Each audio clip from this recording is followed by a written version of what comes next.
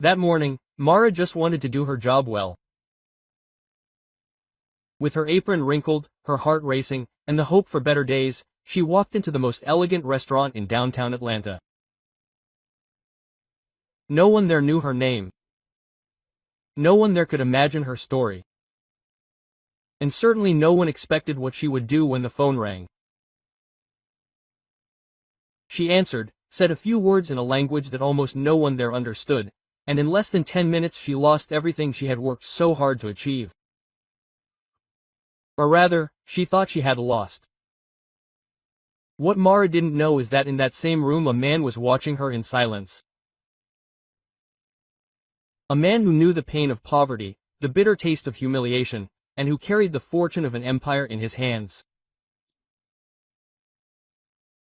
This story is not about luck. It is about courage, prejudice, and a destiny that took such an unexpected turn that to this day no one believes it was real. Mara arrived 10 minutes before her shift started. The sidewalks of downtown Atlanta were still damp from the previous night's drizzle, and her worn-out sneakers left small, wet footprints on the polished floor of the reception area. She discreetly wiped her feet on the entrance mat, adjusted her apron, and took a deep breath. It was her first day. The Oak Marble restaurant was known for hosting wealthy businessmen, politicians, and celebrities. It was the kind of place where people came more to be seen than to eat. The dark walls, crystal glasses, and piano in the background created an ambiance of silent and intimidating luxury. To Amara, the place seemed to belong to another world. A world she had only ever entered before to clean the floor. She was greeted with a hasty glance by the manager, a white man in a tight suit, a meticulously trimmed beard, and an expression that mixed boredom with superiority. He didn't even ask her name. "Are you the new one?"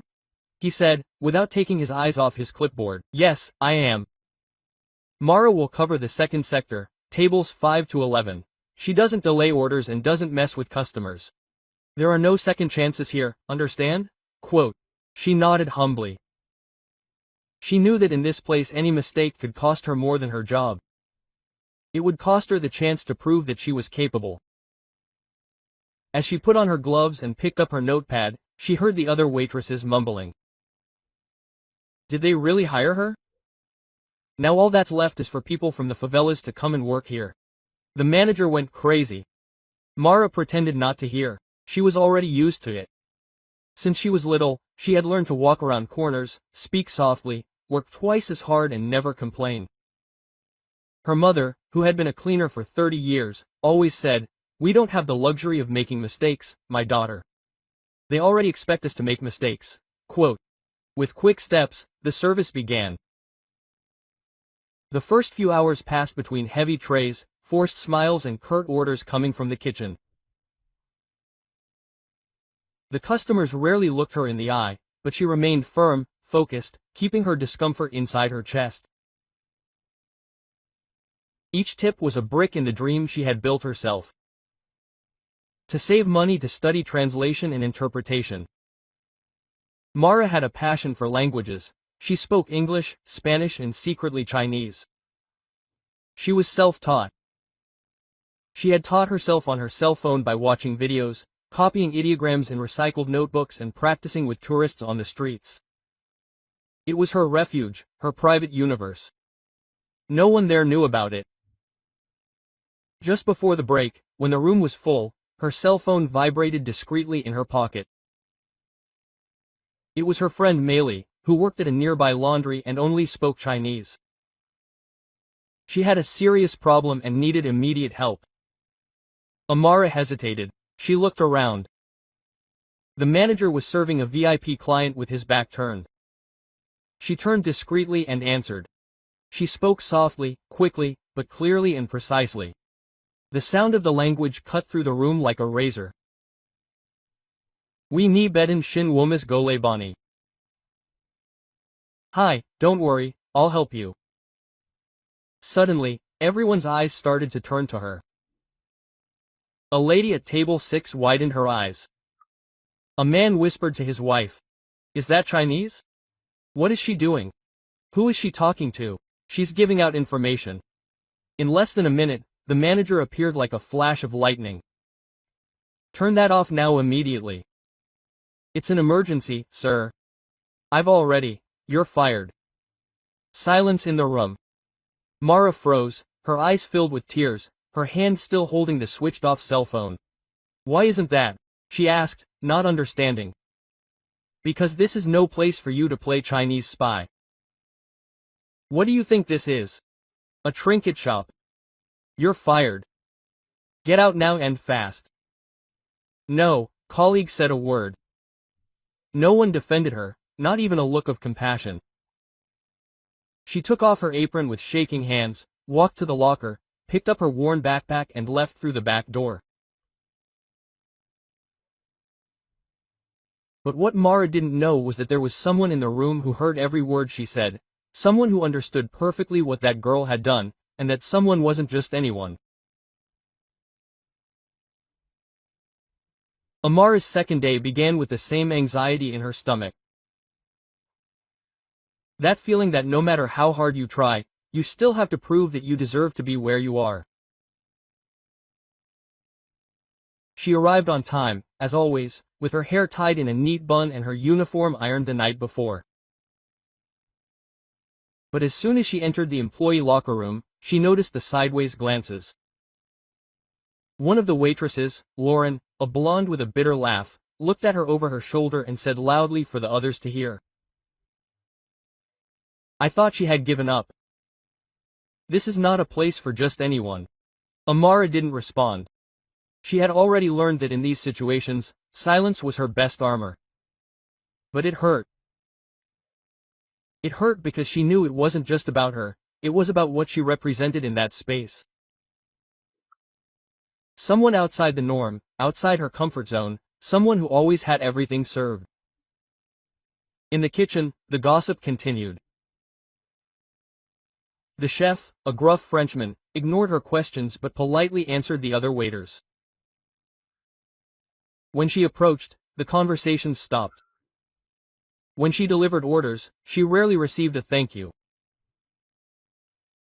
They were microaggressions, small daily cuts, nothing that could be reported, nothing serious, but enough to make someone feel invisible, or worse, unwanted.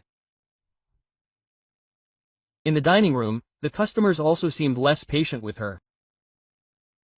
A lady complained about her water glass, even though it was clean. A man raised his voice because his napkin was folded the wrong way. Another demanded another server because he wanted to be served by someone more experienced. Amara took a deep breath and swallowed each of these situations. She knew that if she reacted, she would confirm the stereotypes that were expected of her. She knew she had to be meticulously perfect to keep that job, or at least try. During the break, she sat alone in the back seat, near the storage room. She was eating a simple sandwich she had brought from home, no mayonnaise, no juice. She heard laughter on the other side of the wall. She eats like the cleaning lady at my school. I think she's saving money to go back to the ghetto. Have you seen her cell phone? It looks like it came from the museum. Amara closed her eyes. For a moment, she thought about standing up, shouting, telling who she was, telling her story, her efforts, her intelligence, her dreams, but she took a deep breath and kept quiet. She wasn't there to make herself heard, she was there to survive. Later, while serving a table of Asian executives, Mara was surprised to hear a few words in Mandarin. They were discussing something about the menu, clearly unhappy about not being able to communicate with the other waiters. She approached her kindly. Excuse me, do you need any help? One of the men looked at her suspiciously. Do you speak Chinese? She smiled and replied in a polite manner. Ibanam, may I help you? What would you like to order? The men looked at each other in surprise. One of them, clearly moved, responded with gratitude. Amara wrote down the order accurately, smiled again and left discreetly, but the scene did not go unnoticed. Across the room, Lauren and the manager watched with narrowed eyes. "Where did she get that from?" Lauren muttered. "Maybe she's trying to impress with some dirty trick," the manager replied. "I don't trust people who say things we don't understand, much less people like her." Amara's ability didn't inspire admiration. It caused fear, insecurity and, deep down, anger, because she was the opposite of what they expected. She wasn't submissive, she was intelligent, and that bothered her. At the end of the day, Amara washed her hands in the locker room sink and looked at herself in the mirror. Her tired face still had a sparkle in her eyes. She was just starting out there, but little did she know that the next day a simple phone call would put her dignity at risk and reveal who was really paying attention to her presence. It was a Wednesday, in the middle of the week. The restaurant was full. Businessmen in ties were having lunch between calls. Women in high heels were discussing contracts and dazzled tourists were taking secret photos of the luxurious decor. For Amara, it was just another shift where she had to be impeccable, invisible and efficient. She had already memorized the tastes of some regular customers. She knew who liked their steak rare, who hated ice in their soda and who insisted on being served by white waiters. She smiled as she delivered the order to table 7, adjusted her uniform tie and got ready to leave. Table 10, when the cell phone hidden in the pocket of her apron began to vibrate. She froze. Mara never answered the phone during work, but there was a name on the screen that made her stop for a second. Meili, her Chinese friend who had worked for years at a laundromat in the suburbs. The two had met in a community English class. Meilin barely spoke the language at the time, but she helped out whenever she could. And in return, Meilin taught her how to pronounce Mandarin words correctly. The call kept vibrating. Something inside her told her this was no ordinary call. She glanced discreetly at the counter. The manager was distracted, the other waiters were busy. She quickly turned her back and answered, pressing the phone to her ear so that no one could overhear. Wei Nian Alma Feng Shaman. Hello, is everything okay? What happened? On the other end, Meilin's distressed voice explained that her younger brother had been in an accident at the laundry. She didn't know how to contact the hospital, she was desperate. Amara answered calmly, gave instructions, helped with the emergency number and promised to call the hospital as soon as possible to translate. The conversation lasted 2 minutes and 30 seconds, enough time for the entire room to notice. At table 6, a lady wearing a pearl necklace widened her eyes. At table 3, a man nudged his wife with his elbow and muttered, "Look, what could she be saying?" The strange language caused a feeling of strangeness, distrust, prejudice. Amara didn't notice, but as she spoke, the manager was already walking quickly towards her. He stopped behind her, heard the last words and exploded. "Hang up that phone now." She turned around in surprise. "Excuse me, sir." It was a, "You're fired." Silence. The voices stopped. The cutlery stopped in the air. The customers looked as if they were watching an uncomfortable piece of live theater. "Sir, I was just my friend. She doesn't speak English, she needed help." It was quick. "What do you think this is, a call center? This is a luxury restaurant, there's no room for that kind of thing." "But it was an emergency and I warned you on the first day without a cell phone. And what bothers me the most is all this talk in Chinese. What are you hiding, huh?" The sentence fell like a bomb. What are you hiding? As if speaking another language were a crime, as if knowledge for someone like her was a threat. Amara felt her eyes filling up, but she stood her ground. I'm not hiding anything. I speak Chinese. I studied on my own. The manager laughed mockingly. Of course you studied. Please leave before I call security. She looked around. No colleague moved. No voice was raised, not even to say that this was absurd. She took off her apron with firm hands, walked to the locker room, picked up her backpack and left. At the door, before crossing the back hallway, she heard one last sentence from the manager. These kind of people always want to be more than they are. Those words echoed in her head like poison. She walked to the street without knowing where to go. On the sidewalk, she sat on the curb. The cold wind hit her face. The cell phone, still in her hand, vibrated again. It was Maylin thanking her for her help. Amara took a deep breath. She had done the right thing, even if the world insisted on saying otherwise. What she didn't know was that that same afternoon someone had been watching her closely, someone who understood every word she said in Mandarin, someone who wasn't bothered, but rather moved. A silent man, sitting at table 2. A man with a similar past, a man who had never forgotten where he came from. And he wasn't done with that story yet. Mara walked slowly down the sidewalk. The cold Atlanta breeze cut through the thin skin on her arms, but what really hurt was inside. The restaurant could still be seen. From where she was, the large windows, the shining chandeliers and the muffled laughter of the customers, who continued eating lunch as if nothing had happened. She had been discarded as if she were invisible, as if she hadn't even existed.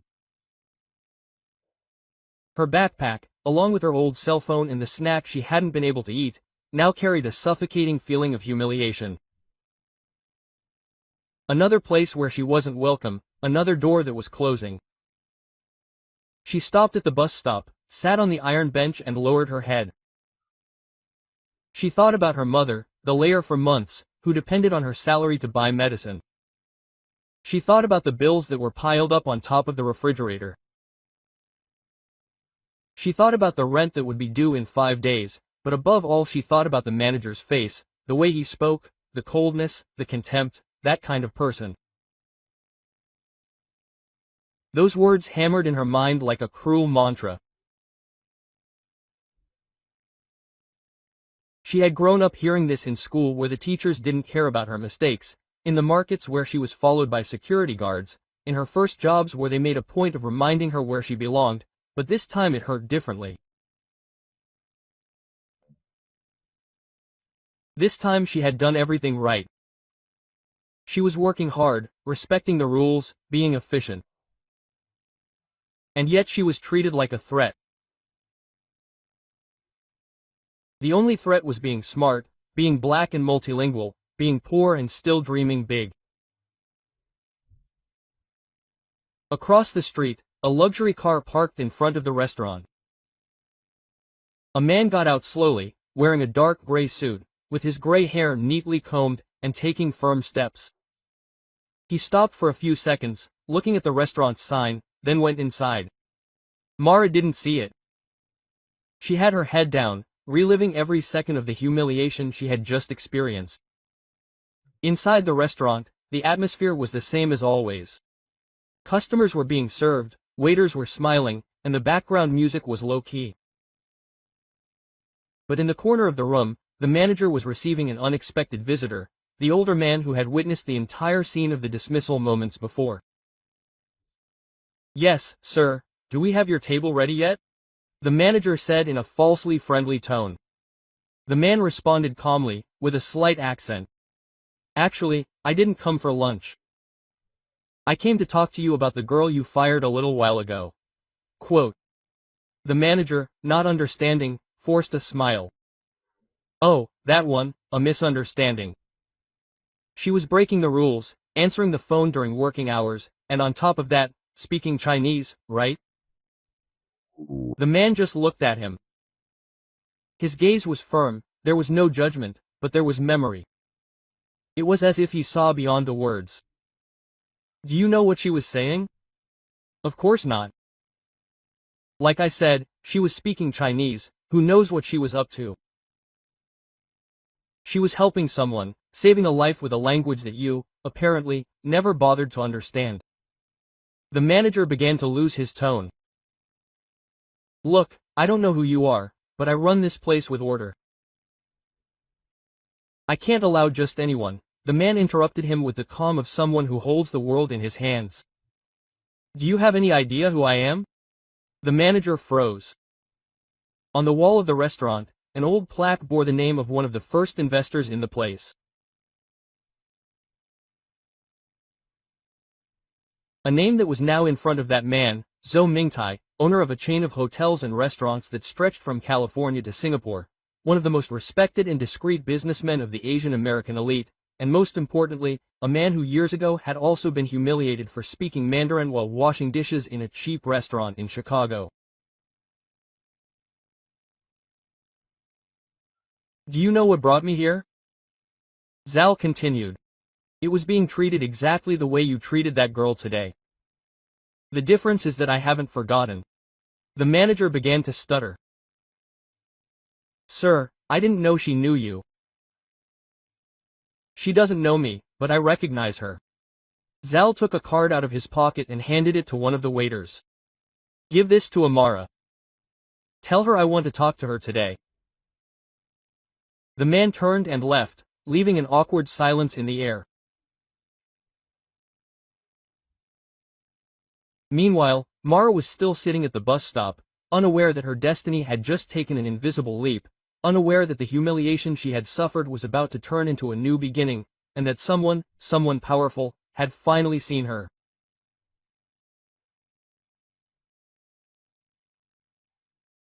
Sitting at the table in the back, next to the exposed brick wall and the large wine cellar, Manai kept his eyes fixed on the room, as if watching an old play being performed once again.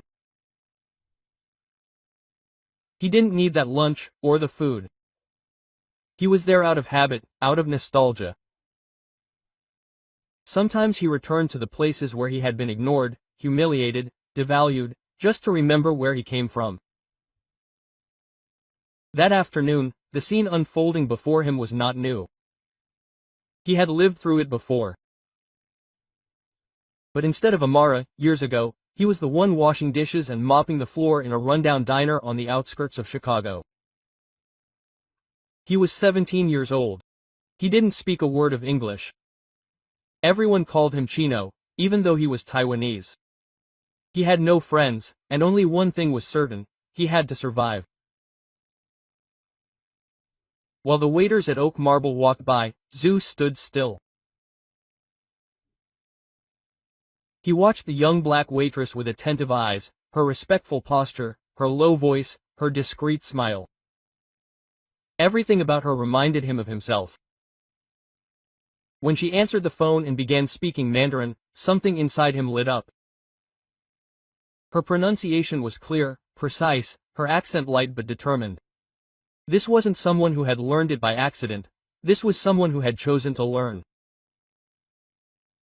At that moment, Zhu remembered the first time he tried to help a customer using improvised English, and was told to shut up by the diner manager. They said he seemed dishonest. They said they didn't trust people who spoke strange words. He knew exactly what was happening there. He watched the manager walk over to Mara. He heard the curt order to hang up the phone.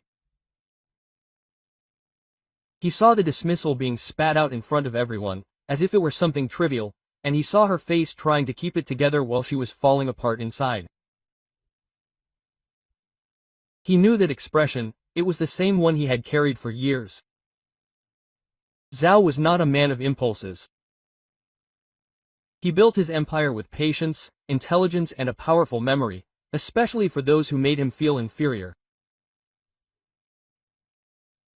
But that afternoon he could not remain silent, because that girl was not just another employee. She was a symbol of everything he believed in. That knowledge has no color, that intelligence has no address, and that dignity should not depend on the uniform you wear. Zal asked for the check without touching his food. He left an absurd tip for the waitress who served him and walked towards the manager. The words he exchanged with him were few, but accurate. Enough for the atmosphere in the restaurant to change. Enough for the name Amara to stick in everyone's minds. As he left, he called his driver and asked him to go after her. Look around. Maybe she's nearby. If you find her, give her my card. Tell her that Zemanai wants to talk to her and that it's urgent. He hung up the phone and, for a second, stood on the sidewalk, looking at the gray sky of the city. For decades he had worked to get where he was, but he never forgot that it all started with someone who gave him a chance, an old teacher who took him in when he needed it most. Now, maybe it was time to give it back to someone, not out of charity, but out of justice. And deep down, Zal knew it. That girl wasn't ordinary. She was just like him. And if someone like him had been noticed sooner, maybe he would have suffered less. In Amara's backpack at that moment, her cell phone was still vibrating. It was the beginning of a change, a game changer that no one, not even she, could have imagined. The first time Mara saw a Chinese character was when she was 13, while leafing through an old newspaper that wrapped bananas at the corner store. At the time, her mother worked as a maid in 3 different houses to pay the rent for a small apartment in the back of a housing complex. Mara grew up surrounded by brooms, clothes to fold, and the clanging of pots and pans. She didn't have expensive toys or vacations, but she did have something that she would later understand was worth more than any gift: her mother's encouragement to never stop learning. Even with little, her mother would say, "Study, my daughter, because no one can take that away from you." In public school, Mara was a quiet student, always sitting in the back rows. She was invisible to most teachers, but that never stopped her from paying attention. It was there that she discovered her passion for languages. She learned English by listening to songs, repeating lyrics from old notebooks that she kept carefully. She learned Spanish by talking to the children of her immigrant neighbors, and she learned Chinese because it was the hardest language she could find and because she liked the challenge of learning something no one expected her to know. In the community library in her neighborhood, she found an introductory book on Mandarin, left by a retired teacher. It was old, yellowed, and full of notes in the margins. She treasured it, copied the characters by hand, pasted pages on the bathroom mirror, and practiced alone at night after she finished her chores. It was her way of escaping. While the world around her told her to conform, she wrote ideograms as if she were writing her own future. When she turned 18, she started working in small cafes, diners, and car washes, whatever she could get her hands on. She kept her money in an envelope hidden in the back of a drawer with a handwritten label that said she was studying translation. But reality was harsh. Her mother got sick. She had to quit one of her jobs to take care of her. The money was spent on medicine and paying off past due bills. Her dream had to wait. Even so, Mara never stopped studying. She watched videos on her cell phone with broken earphones. She practiced conversations in Chinese with Mei Lin, who had become her best friend. She translated labels, read subtitles, and watched soap operas in Mandarin, just to train her ear.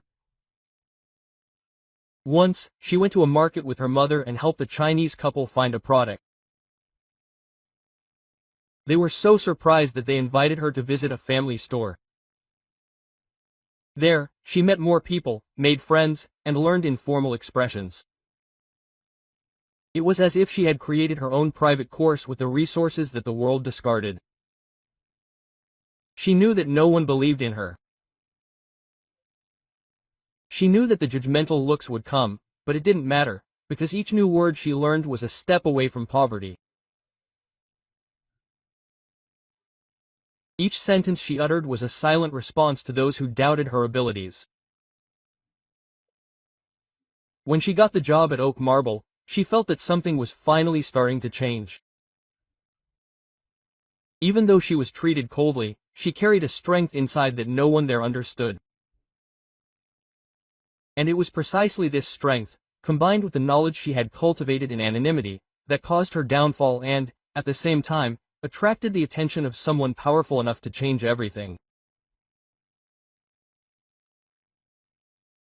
Mara was not just a waitress, she was self-taught, a survivor, and now, without knowing it, she was about to receive the opportunity she had dreamed of, not by luck, but by merit. Jay's card was still in the driver's hands and fate was about to make its most unexpected move.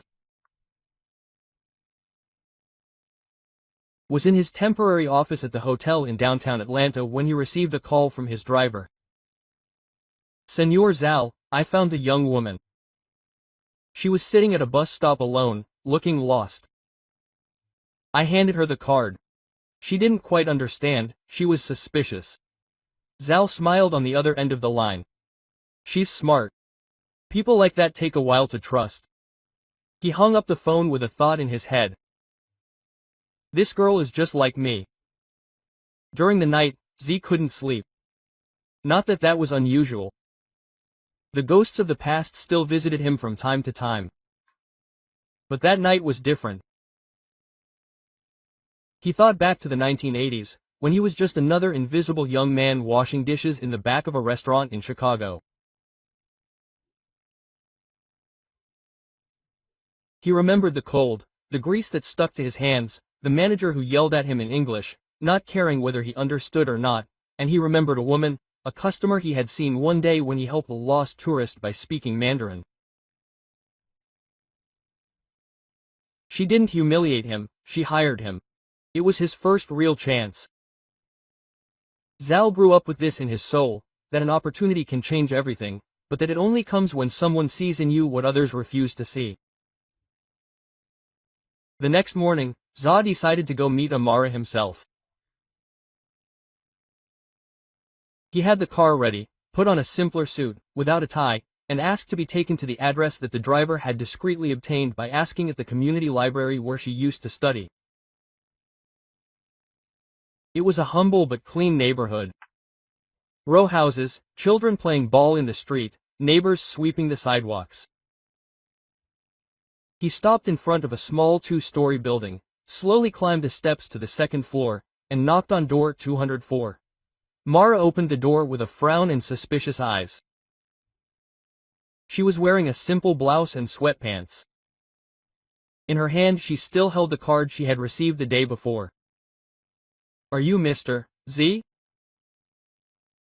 "Yes, I'm sorry to appear like this, but I needed to look you in the eye when I said this. What happened to you was wrong, very wrong."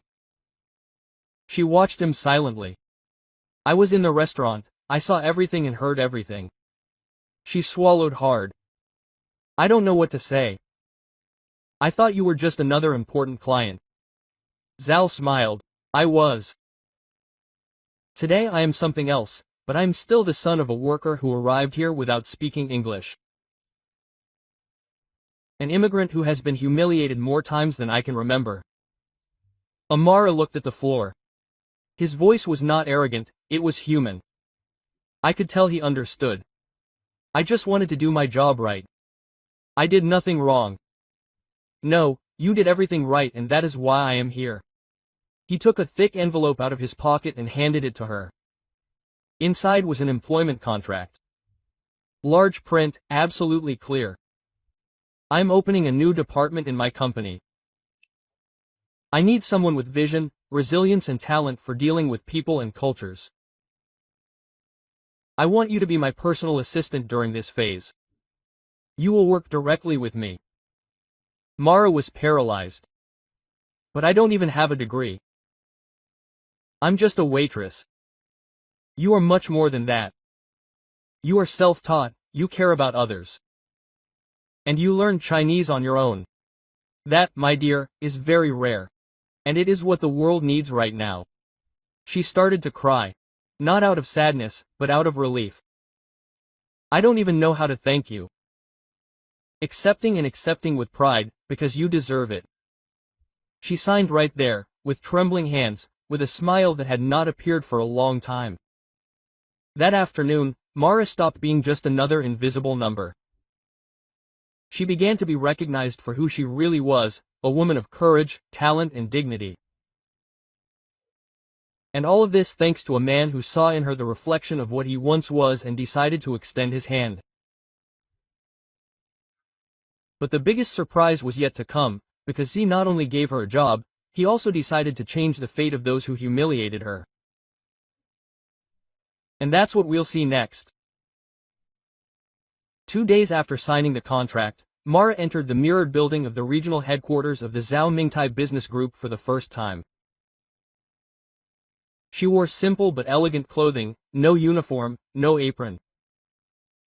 This time she walked with her spine straight. She no longer needed to hide who she was or what she knew. The receptionist treated her with respect. The security guard opened the door with a smile, and when she entered the meeting room, she was greeted with a firm and direct gesture. Amara, this is your desk and this folder is your first challenge. Zhao smiled. Let's start with what you do best. Listen, observe, and solve.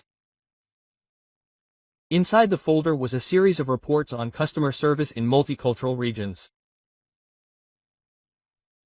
Jay's group was expanding into markets where diversity was essential. He needed someone with sensitivity and real-life experience, someone who understood people and, more than that, someone who knew what it was like to be ignored. You will be attending meetings, evaluating teams, and helping to set up our diversity and inclusion program. I want your perspective on this. Mara's eyes widened. But, Mr. Zhao, there are so many people who are better prepared, with college degrees and experience. He approached slowly, with the serenity of someone who has seen the world turn upside down. Do you think a degree teaches empathy? Do you think experience comes from letterhead? No, Amara. What you've been through gives you a perspective that no one here has, and that's what counts. She took a deep breath. For the first time in her life, someone made her feel part of it, and not just tolerated, but needed. In the following days, Mara immersed herself in reports, wrote everything down, asked questions, organized spreadsheets. At night, she still went home and took care of her mother. Nothing had changed in her essence, but everything had changed in the way the world now looked at her. During one of the lunches with Joe, he commented, "You know, many of my executives think empathy is a fancy word in a pamphlet. You showed me what action is." Mara smiled. "I was just trying to be fair to someone who needed it and I almost lost my job because of it. And now you're here because of it." She lowered her eyes in emotion. A few days later, Zha called her to accompany him on a special visit. He didn't reveal the destination, he just asked, "Wear something that makes you feel strong, because we're going to close a cycle." The black car took them to a busy neighborhood and then Mara saw the restaurant where it all began, Oak and Marble. She swallowed hard. "Why, here?" Zha looked at her firmly. "Because you're going to see with your own eyes the power of a turnaround." And together they walked through the front door. But what happened there will be revealed in the next chapter. The sound of the door opening was the same, but this time Mara walked in without lowering her eyes.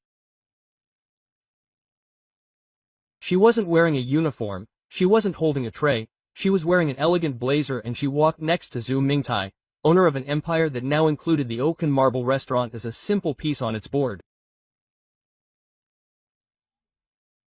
The employees looked at her without understanding. Some recognized her immediately, Others just felt the discomfort of someone who senses something different in the air.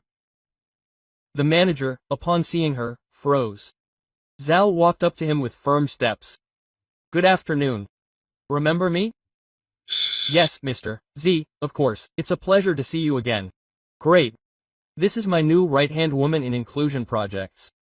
Her name is Amara. She has full authority to audit, reevaluate and reformulate this restaurant."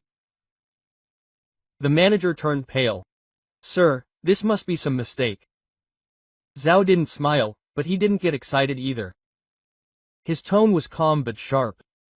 "The only mistake was made by you.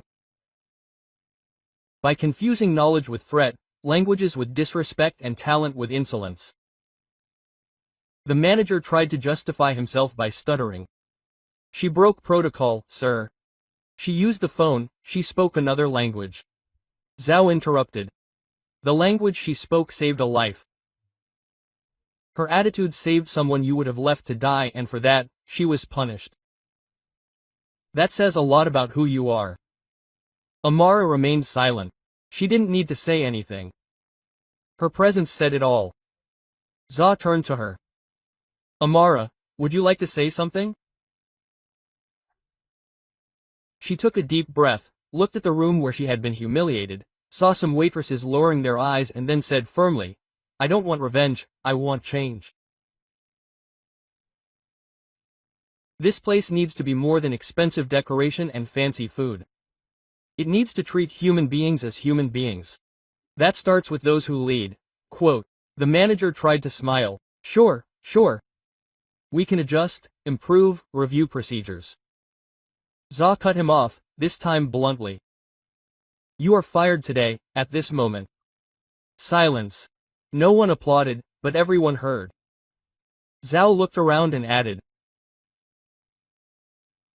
"From now on, Amara will oversee a new plan of conduct, diversity, respect and excellence, not only in customer service, but in treatment among employees.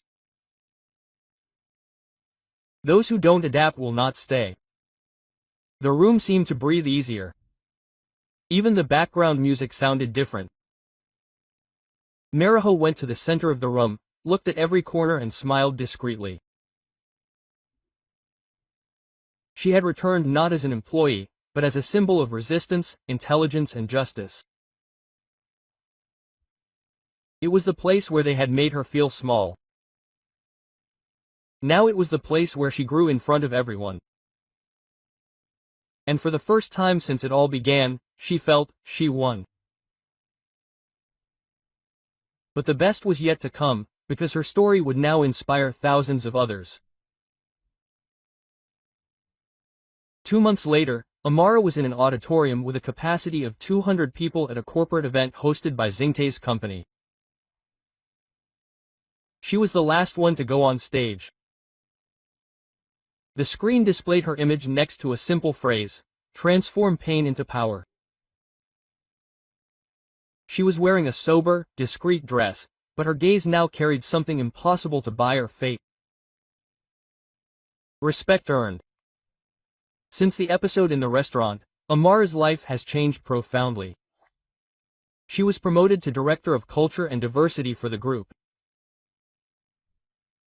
She participated in strategic decisions, helped review hiring policies, created training programs and represented the company at international events. But more than the position, it was what she did with it that really mattered. During her tenure, she created a program that prioritized candidates from marginalized communities, including Black people, immigrants, single mothers and ex-offenders in rehabilitation. She partnered with community libraries. She offered scholarships to young people interested in languages and Dante as a personal promise. Every month she gave free lectures in public schools, telling her story. Now, on stage, in front of businesspeople, employees and invited students, Mara held the microphone firmly. She took a deep breath. "I was a waitress, I cleaned floors. I've been treated as if my voice didn't matter. I've been humiliated for knowing more than they expected me to know. But I was also raised by a woman who taught me never to lower my head and who told me, "Study, my daughter, because no one can take that away from you." People listened to her in silence, some with tears in their eyes. I'm not here by luck. I'm here because someone saw me, someone who was also invisible one day and decided it was time to give back the opportunity they had been given. She looked at Zhao, sitting in the front row. He felt her with a restrained but emotional smile. Every person here has the power to change someone's destiny. Sometimes all it takes is a listening ear, a chance, an open door. I was fired for speaking Chinese. Today I teach Chinese to people who never imagined they could learn. The audience gave a standing ovation. After the lecture, many approached her to thank her. Young people wanted to take pictures. Ladies asked where they could support their projects. She attended to everyone patiently, with the same respect she always wished she had received. When she left the event, she returned home on the subway. She preferred simplicity. She arrived, took off her shoes and went straight to her mother's room, who was now recovering well, thanks to the health plan offered by the company. "How was it, my daughter?" her mother asked, smiling with her eyes. "It was beautiful, Mom." "And look," Mara said, pointing to her cell phone. "There are already schools wanting to schedule more lectures." Her mother held her hand. "You won, my daughter, and you won in your own way, with dignity." Mara smiled with tears in her eyes. That night, before going to sleep, she wrote in her notebook, "Today I saw a poor, invisible black girl take center stage and I realized that the world changes when we don't give up."